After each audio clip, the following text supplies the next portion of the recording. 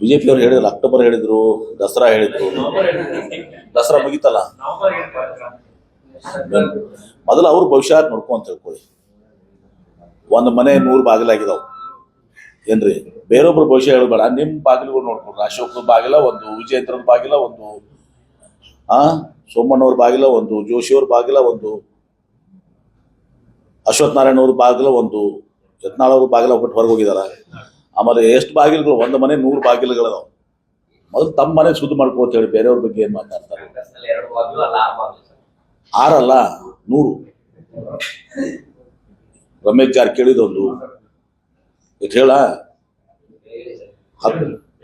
ಅಲ್ಲ ಹೇಳಿದ್ನಲ್ಲ, ಈಗ ಒಂದು 7 ಗಂಟೆ ಕೊಟ್ಟೆ. ಕ್ರಾಂತಿ ಎಲ್ಲ ಮುಗಿದು ಹೋಗ್ಬಿಟ್ಟಿದೆ. ಅಲ್ಲಿ 100 ಬಾಗಿಲುಗಳಾಗಿ ಅಲ್ಲಿ ಉಳಿದಿಲ್ಲ ಏನೋ ಪಕ್ಷದಲ್ಲಿ. ಕ್ರಾಂತಿ ಏನ್ ಮಾಡ್ತಾರಲ್ಲ, 100 ಬಾಗಿಲು